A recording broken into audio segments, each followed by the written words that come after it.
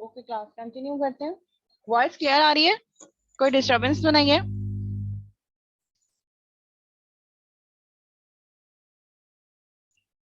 Hello जी class, voice clear है?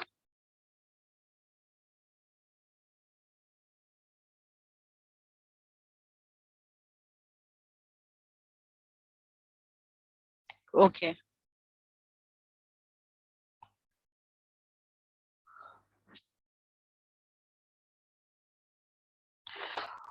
Okay class, we have some examples related to transaction and concurrency in database.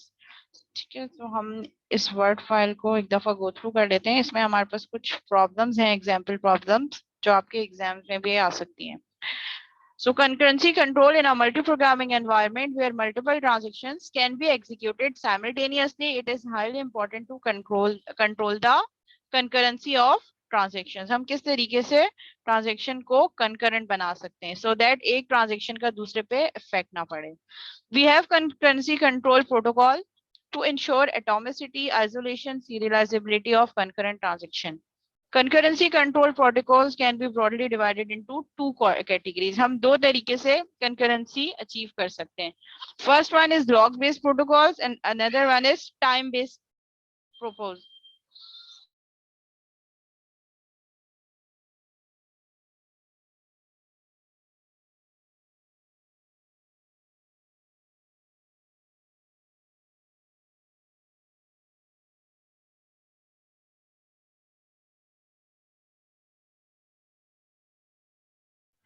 ठीक है, so we have two strategies. First one is log based protocols कि हम अपने shareable जो हमारे पास file है या ऑब्जेक्ट है हम उसको लॉक कर दें. And another one is time stamping. अगर आप लॉक नहीं कर रहे so you can use the time stamping mechanism.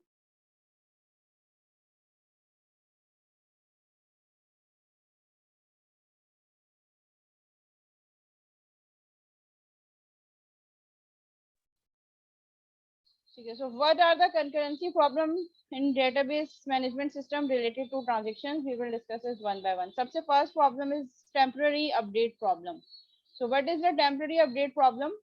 Temporary update or dirty read problems occur when one transaction updates an item and fails, but the updated item is used by another transaction before the item is changed or reverted back to its last value.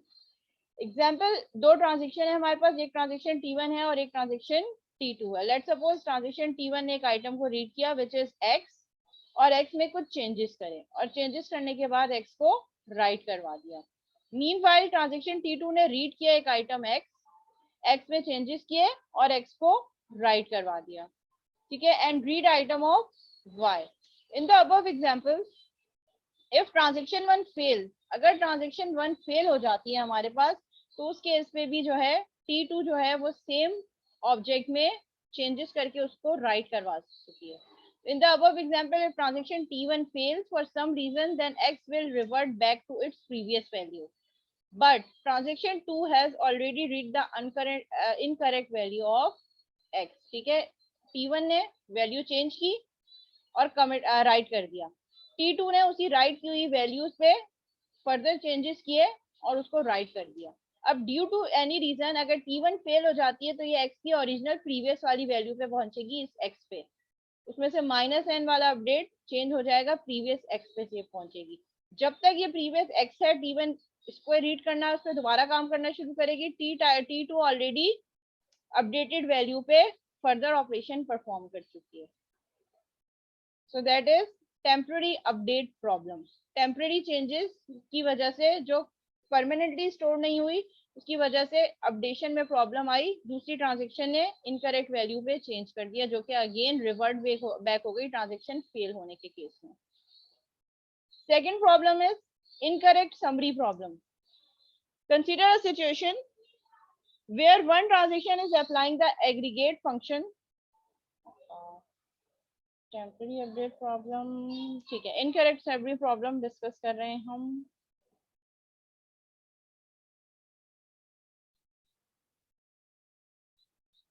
Consider a situation where one transaction is applying the aggregate function on some records.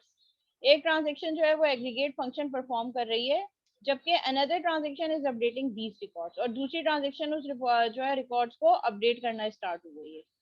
The aggregate function may calculate some values before the values have been updated and others after they are updated. Aggregate function ने क्या किया, दो transaction हम कह रहे हैं parallel में काम कर रही हैं. एक ट्रांजेक्शन ने कुछ ऑब्जेक्ट्स पे एग्रीगेट फंक्शन लगाना स्टार्ट किया. लेट्स सपोज 10 ऑब्जेक्ट्स हैं ABCDEFGHIJ, उस पे एग्रीगेट फंक्शन लगाना T2 ने स्टार्ट किया. मीनवाइल उसी टाइम पे ट्रांजेक्शन T1 उन रिकॉर्ड्स को चेंज कर रही है, अपडेट कर रही है.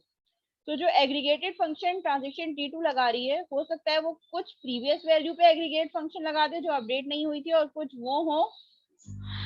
आवाज नहीं आ रही? Hello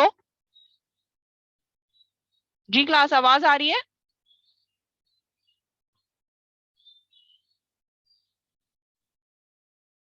okay.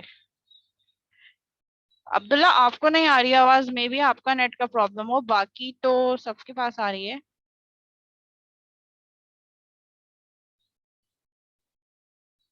अब्दुल्ला का नेट का इशू है आई गेस. ठीक है, सो एग्रीगेट फंक्शन अप्लाई करते वक्त एक और ट्रांजेक्शन ने उन वैल्यूज पे जिस पे एग्रीगेट फंक्शन लग रहा है उनको चेंज करना स्टार्ट किया. तो ट्रांजेक्शन T2 जो है वो पार्शियली कुछ रिकॉर्ड्स पे, कुछ ऑब्जेक्ट्स पे जो अपडेट नहीं हुए, T1 ने अपडेट नहीं किया, उस पे एग्रीगेट फंक्शन अप्लाई कर दिया, और कुछ उन पे एग्रीगेट फंक्शन अप्लाई कर दिया जो अपडेट हो चुके हैं. Let take example. We have two transactions T1 and T2. T1 ने sum is equal to 0 read किया, आइटम एक आइटम ऐड किया, रीड किया, और उस पे एग्रीगेट फंक्शन अप्लाई कर दिया सम का. उसी टाइम पे T1 ने क्या किया, एक और ऑब्जेक्ट लिया x, और x में कुछ चेंजेस किया और राइट कर दिया. मीनवाइल T2 ने फिर रीड किया x को और x पे एग्रीगेट फंक्शन लगा दिया, फिर y पे लगाया. अब इनमें से देखें a एंड y आर दो ऑब्जेक्ट जिनको अभी तक T1 ने अपडेट नहीं किया, तो इस पे हमारे पास अपडेटेड वैल्यू पे एग्रीगेटेड फंक्शन नहीं लगा. मीनवाइल x को T1 ने अपडेट कर दिया, तो T2 ने जब इस पे एग्रीगेटेड फंक्शन लगाया तो अपडेटेड वैल्यू ऑफ x पे एग्रीगेटेड फंक्शन अप्लाई हो गया. तो कुछ वैल्यूज जो है वो हमारे पास क्या है, ऐसी हैं जो अपडेटेड नहीं हुई, उस पे मेथड अप्लाई हो गया, और कुछ ऐसी हैं यानी कि कुछ अपडेटेड वैल्यूज पे काम हुआ और कुछ अनअपडेटेड वैल्यूज पे. In the above example, transaction T2 is calculating the sum of records while transaction 1 is updating them. Therefore, the aggregate function may calculate some values before they have been updated and others after they have been updated. कुछ पे update होने से पहले aggregate function लग गया और कुछ में अपडेट होने के बाद. होना ये चाहिए था कि पहले सारे के सारे अपडेट हो जाते हैं और फिर उसके बाद आप सम कैलकुलेट करते ताकि आपके पास ऑथेंटिक और करेक्ट वैल्यू आती. Third problem is lost update problem. In the lost update problem, an update done to a data item by a transaction is lost as it is overwritten by the update done by another transaction. Let's suppose transaction T1 ने एक item read किया और उसमें changes कर दिया. अभी वो changes कर ही रहा था but write नहीं किया. X is equal to x plus n किया और write नहीं किया. Meanwhile हमने transaction T2 को चला दिया. T2 ने x की वैल्यू को x plus 10 करके राइट कर दिया. तो जो ये वाला अपडेट हुआ हमारे पास ये लॉस्ट हो गया. डेटाबेस में x की वैल्यू x प्लस 10 हो गई. ठीक है, तो यहाँ पे लेट सपोज अगर मैं कह रही हूँ कि मेरे पास रीड आइटम ऑफ x की इनिशियल वैल्यू थी 50. ठीक है, और ट्रांजेक्शन T1 ने क्या किया, x is equal to x plus N. Let suppose हम कह रहे हैं कि x इज इक्वल टू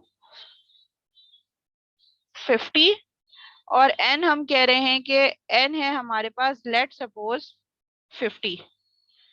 तो यहाँ पे जब हमारे पास इंस्ट्रक्शन एग्जीक्यूट हुई x is equal to x plus N, so it should be 50 plus 50 is equal to 100.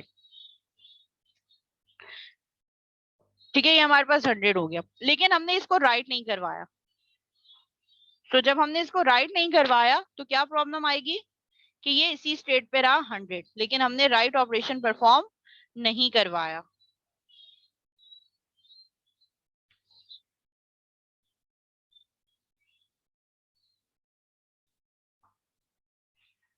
ठीक है, सो फिर हमने यहाँ पे क्या किया, अब देखिए यहाँ पे हमने x कहा, x is equal to x plus 10. ये क्या करेगा, ये जो सारी चेंजेस हो रही हैं ये जब तक हम परमानेंटली कमेंट नहीं करते ये हमारे डेटाबेस में जाके सेव नहीं हो रही.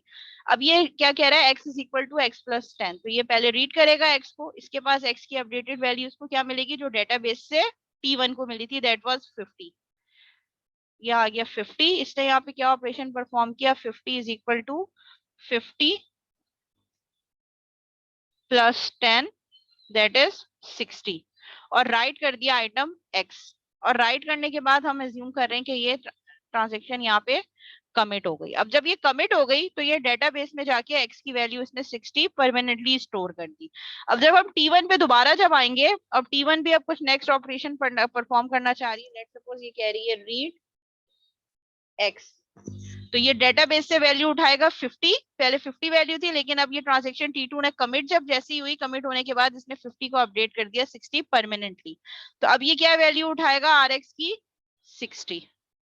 तो जो इसका प्रीवियस वाली वैल्यू थी, जो प्रीवियस अपडेट थी, वो लॉस हो गई क्योंकि उसने ना राइट करवाई ना कमिट करी। In the above example, transaction T1 changes the value of x. In above example, transaction T1 changes the value of x, but it gets overwritten by the update done by transaction T2 on x. Therefore, the update done by transaction T1 is lost. जो हमने transaction perform की थी T1 ने, वो सारी की सारी हमारे पास क्या हो गई, lost हो गई। Let's suppose another transaction. We have two transaction T1 and T2 want to access balance amount which is 1000. एक balance amount है 1000 और दो transaction उसको use करना चाह रही। ठीक है, T1 ने read किया A को, so वो account क्या की value है 1000, तो इसके पास क्या read हो गया 1000। A is equal to A minus 50, A में से 50 minus हो गया, तो 1000 minus 50 is 950।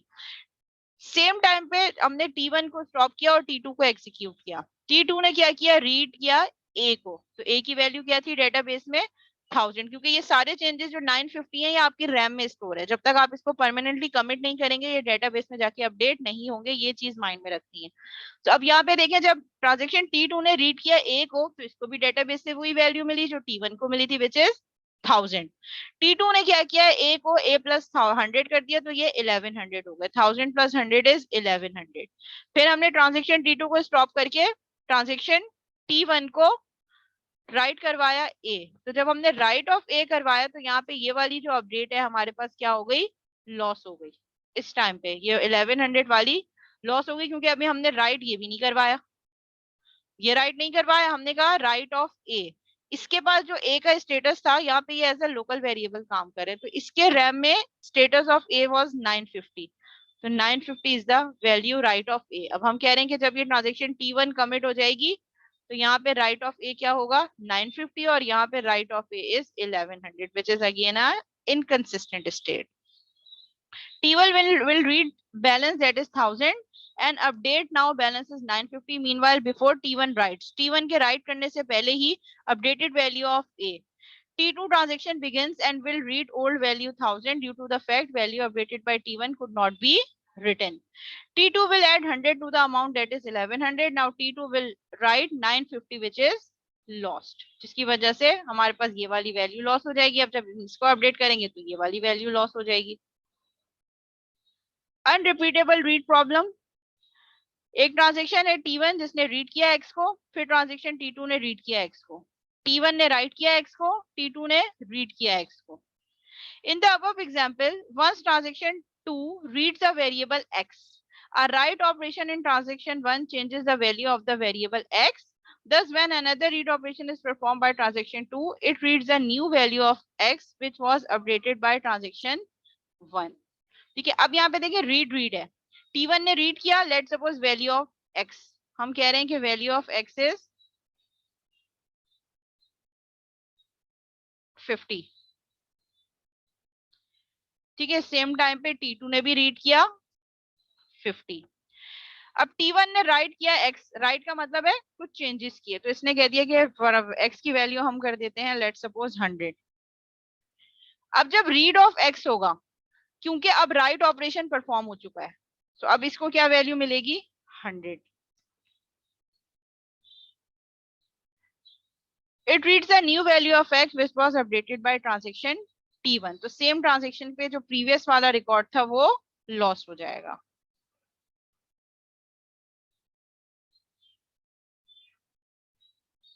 ठीक है, अब इन प्रॉब्लम्स का सोल्यूशन क्या है हमारे पास, या तो लॉकिंग मैकेनिज्म है और we can use the time stamping as well. तो अब हम देख लेते हैं कि लॉकिंग क्या है और टाइम स्टैम्पिंग क्या है, इसको बस गो थ्रू कर लेते हैं। Types of locking techniques are which we can use. First one is the lock, binary lock. Binary lock का क्या मतलब है? A binary lock has two states or values associated with each data item. The values are locked 1, unlocked 0. अगर तो किसी shareable object पे की value 1 है, इट मींस वो लॉक है, कोई और ट्रांजेक्शन उसको यूज नहीं कर सकती जब तक ऑलरेडी एग्जिस्टिंग ट्रांजेक्शन कंप्लीट होके उसको रिलीज ना कर दे। अगर अनलॉक्ड है 0, एक शेयरेबल ऑब्जेक्ट पे लॉक की वैल्यू 0 है, इट मींस जो भी ट्रांजेक्शन उसको एग्जीक्यूट करना चाहती है वो उसको एक्वायर करेगी लॉक, लॉक की वैल्यू 1 सेट हो जाएगी और उसपे जो टास्क परफॉर्म करने हैं वो परफॉर्म करेगी और फिर उसके बाद उसको अनलॉक करेगी सो दैट कोई और ट्रांजेक्शन उसको यूज कर सके। तो इस केस में हम इनकंसिस्टेंसी को खत्म कर सकते हैं। If a data item is lock, अच्छा ये लॉकिंग किस पे हो रही है, ये आपके ऑब्जेक्ट्स पे हो रही है, वो जो शेयरेबल ऑब्जेक्ट्स हैं आप उनको लॉक कर रहे हैं। If a data item is locked that it cannot be accessed by another transaction, that is other transaction are forced to wait। अगर कोई और ट्रांजेक्शन उस शेयरेबल ऑब्जेक्ट को यूज करना चाह रही है but that object is locked, so जो ट्रांजेक्शन रिक्वेस्ट कर रही है उसको वेट करना पड़ेगा। कब तक? until the lock is released by the previous transaction। जिस ट्रांजेक्शन ने इसको लॉक किया है जब तक वो उसके लॉक को रिलीज नहीं करेगी कोई और ट्रांजेक्शन लॉक एक्वायर नहीं कर सकती। But if a data item is in the unlock state, then it can be accessed by any transaction and on access the lock value is set to lock state। Let's suppose एक item है A या एक bank account है जिसका title A है, अब उस पर कोई लॉक नहीं लगा, एक ट्रांजेक्शन आई T1, वो अगर उसको यूज करना चाह रही है तो पहले तो वो लॉक एक्वायर करेगी और उस शेयरेबल ऑब्जेक्ट ए का स्टेट अनलॉक से लॉक हो जाएगा। Means transaction T1 is writing on account A, meanwhile any other transaction cannot attempt any write operation for that shareable object because it is locked for transaction T1। जैसे ही transaction T1 के सारे task complete होंगे, transaction commit होगी, वो अपने तमाम lock को release कर देगी जितने भी उसने शेयरेबल ऑब्जेक्ट्स पे लॉक किए होंगे। These locks are applied and removed using lock and unlock operation respectively। ये लॉक कैसे अप्लाई होते हैं? अगर आपने लॉक एक्वायर करना है तो लॉक का मेथड कॉल होगा, अगर आपने अनलॉक करना है तो अनलॉक। और ये अनलॉक का मेथड कब कॉल होगा? जब आपकी ट्रांजेक्शन कमिट होगी। In binary locks, at a particular point in time, only one transaction can hold a lock on the data items. No other transaction will be able to access the same data concurrently. Hence, binary locks are very simple to apply but are not used practically. Then another type of lock which we have to discuss is the shared or exclusive lock. So what is the characteristics of shared and exclusive lock? Shared lock are applied for the readable contents and exclusive locks are applicable to the writable objects. In shared locks, multiple users are allowed to access the same data item with a read lock. Shared lock is applied for reading the file, which is shared by them. अगर एक file को multiple users 10 transactions access करना चाह रही हैं, कोई फर्क नहीं पड़ेगा because they are attempting read operation. But in case when a transaction needs to write a data item, जब भी कोई ट्रांजेक्शन आपके किसी डेटा फाइल पे कुछ राइट ऑपरेशन परफॉर्म करना चाह रही है, then an exclusive lock is required. So here we classify the lock as shared lock and exclusive lock. Shared locks are simple. Shared locks are applied to a data item when the transaction requires a read operation on the data items. A shared lock will allow multiple transactions to only read the data item concurrently. Same time पे multiple transaction can use that shared file, but just for reading purpose. As these locks are applied on read operation, they will not compromise on the consistency of the database. Multiple transactions read कर सकती हैं, so consistency will not be affected. Exclusive locks, on the other hand, are applied on the transactions which request a write operation on the data item. The transaction which is modifying the data item request an exclusive lock and on the data item। जब भी कोई transaction किसी भी file पे write operation करना चाह रही है तो पहले वो रिक्वेस्ट करेगी, अगर तो उस पर कोई लॉक नहीं लगा होगा तो उस ट्रांजेक्शन को उस फाइल का लॉक एक्वायर हो जाएगा. And hence any other transaction which need access to the data item has to wait. अगर एक ट्रांजेक्शन को एक शेयर्ड फाइल का लॉक एक्वायर हो गया तो बाकी रिमेनिंग ट्रांजेक्शन को वेट करना होगा until the lock has been removed. What is two-phase locking? Two-phase locking is serializability. The two-phase locking technique guarantee serializability in DBMS. A transaction is said to follow two-phase locking protocol if all locking operations in the database transaction precede the first unlock operation. In these locks are applied in two phases, growing phases and shrink phase. Growing phase में क्या होता है? This phase is also known as the first phase or the expanding phase. It is in this phase that the transaction acquires all the locks needed by it, but it cannot release any lock here. Growing phase में क्या होता है? एक transaction को जितने locks चाहिए होते हैं, मतलब जितनी शेयर्ड फाइल पे राइट ऑपरेशन परफॉर्म करना होता है, वो ट्रांजेक्शन उसके लिए लॉक एक्वायर कर रही है सिर्फ और सिर्फ, लेकिन किसी को भी रिलीज नहीं कर रही.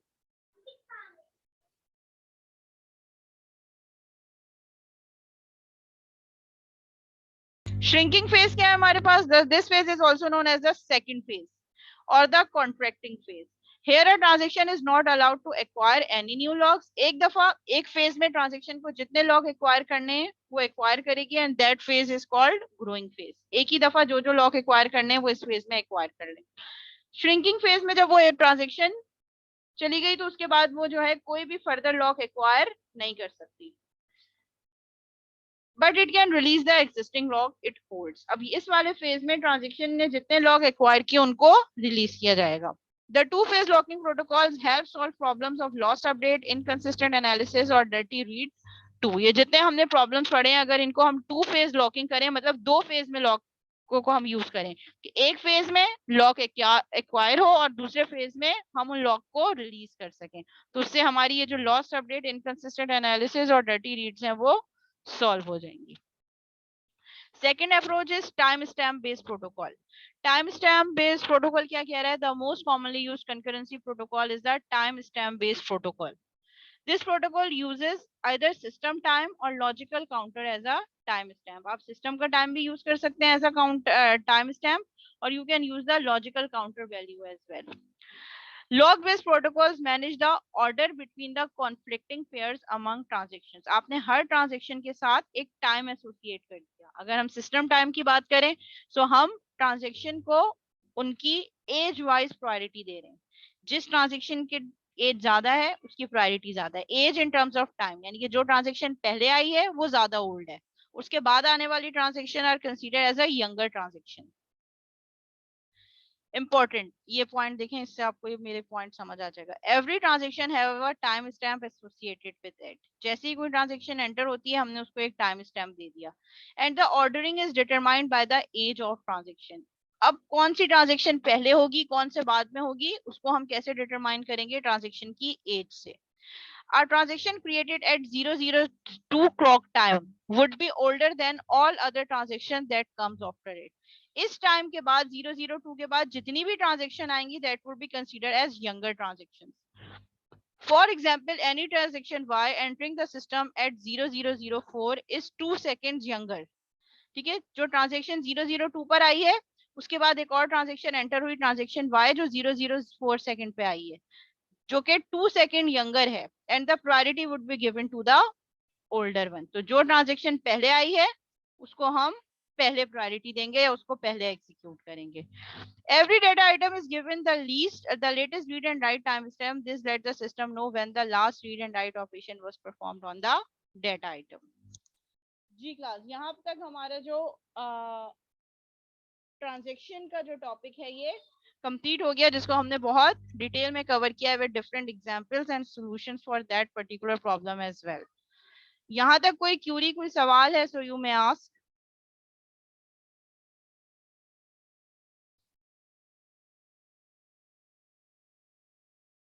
जी, एनीवन एल्स, एनी क्वेश्चन?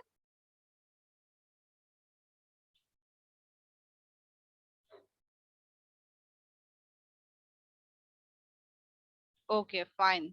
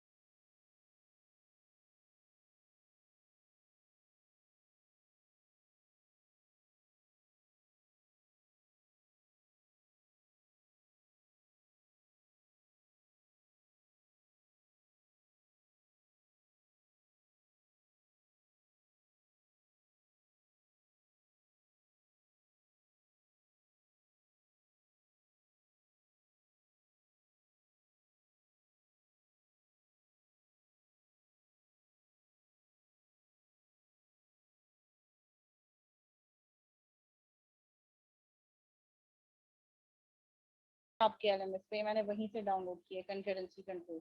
जो दो अलग फाइल्स हैं जो मैंने आज शेयर किए हैं, वो भी मैं आपके साथ जो है वो शेयर कर दूंगी, जो मैंने अभी मीटिंग पे आपके साथ शेयर किया।